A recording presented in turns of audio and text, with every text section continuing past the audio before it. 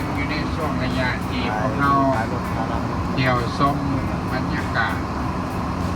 และก็จะได้ไปผ่านบ้านของพัฒนาธิบดีผู้ใดเป็นพัฒนาธิบดีไปหน่อยเอ้ยถ้าว่าอยากอยู่ใครจะเป็นใครมาอยู่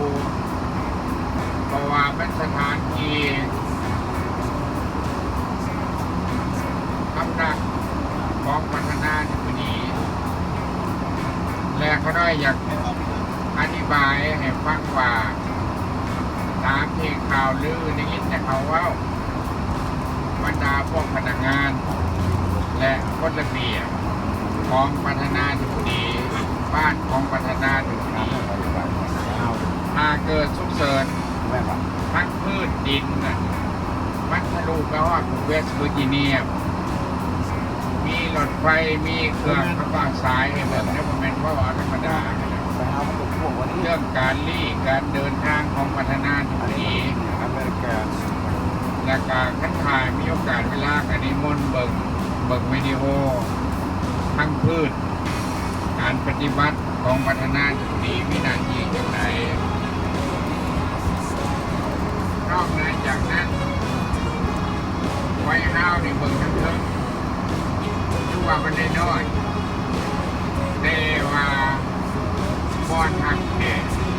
ต้อนรับบนพิเรียกตามที่ในหนังสือหรือว่าอยู่ใน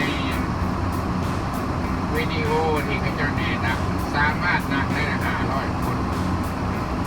สำหรับกินเลี้ยงต้อนรับแขกบ้านแขกเมืองถ้าพัฒนาธิบดีแห่งและพัฒนาธิบดีผมเห็นว่าอยากนอนก็นอนอยากนั่งก็นั่งอยากไปก็ไปเป็นอย่างนั้นเนี่ยคือให้เรามีหมอมีด็อกเตอร์ตรวจสุขภาพอยู่ตลอดทุกอาทิตย์นั่นแหละเพราะว่าเดินได้คือพวกเขาเนี่ยก็ได้ต้องเซ็กการเดินของหัวใจการย่างนั่นแหละแบบพระศิวหานนะอยากตกจะเป็นนายคนถ้าอยากสรุปหาเอาเมียน้อยถ้าอยากให้เขาก็ให้กินแต่คนทางในนี้ง่าย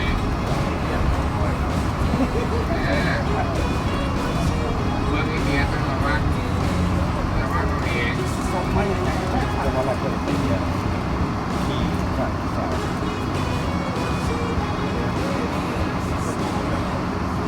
นั่นเลย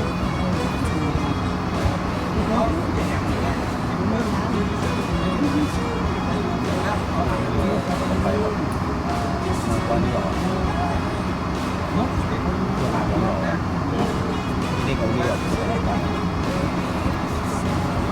รถเส้นตั้งไม่ตัวบอลเดียวมันกวงยาวนิวยอร์กอะน้ำตกวนน้ำแบบไม้แบบนี้แหละอยากขี่เรือที่พวกเราเห็นอยู่ทางฝั่งซ้ายมือนี่ผู้ใดอยากจะเห็นเป็ดแม็กใหญ่กลับมาก็มาหอพิพิธภัณฑ์นี่เม็ดใหญ่ที่สุดในโลกและวัดเล่าพุทธวงศ์เคยมาเหตุผลงานบุญปีใหม่ทั้งรัฐบาลจัดไหนไม่เห็นกันอยู่นี่ตักบาตรทำพิธีหลายอย่างแต่ที่เขาพิธีเล่าของเขาหรือว่าเป็นบรรยากาศหลายอย่างแต่ว่ามันสนุกเกินแล้ว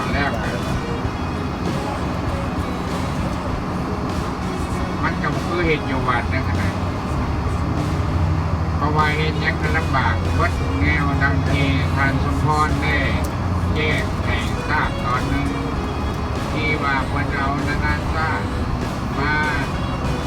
มาเหตุนะเป็นเอิ้นว่าภาษาอังกฤษเอิ้นเพศเนาะภาษาลาวเราเอิ้นการของได้เนี่ย สนามเพศ ของมันจะเลื่อนมาหน่อย เออ แต่ตู้เชื่อใครเครื่องไม่หรอก โดยเฉพาะก็เป็นลาวเขาก็มีเศร้าหนุ่มบุตรยุวชนอันนี้แมนนะมิวเซียมฮอร์ติฟันนะของเซาท์แอฟริกาพวกแบล็กพวกยังนะมันอยู่นี้ทางทั้งนี้กับผู้ใดหยอดเอาก็ได้เด้อเล็กตะปูบัดนี้ก็ได้จะมาบรรยายเรื่องเล็กตะปูไปจะไปสะโพกไปไว้ห้าวแดงปฏิบรรยายเกี่ยวกับเรื่องเล็กตะปูแดงเพราะว่ามีผู้สนใจเป็นยังไงว่าเพื่อนว่าเล็กตะปูเที่ยวบ้านเฮาฟังง่ายๆแต่ไปบ้านเฮาเอิ้นว่าประตูไซนี่หมายความว่าอย่างไรผู้ใดก็ว่าประตูไซที่นี่เพื่อนประตูไซ ใช่ใช่ อันนี้ก็ศูนย์กลางวอชิงตันดีซีเพื่อนเอิ้นว่ามันเป็นอนุสรณ์ถ้าผู้ใดมากับมาก็ยังมาเบิ่งอนุสรณ์เพราะมันมีอย่างนี้ของวอชิงตันดีซีแคปิตอลของแคปิตอลเป็นอนุสรณ์ของ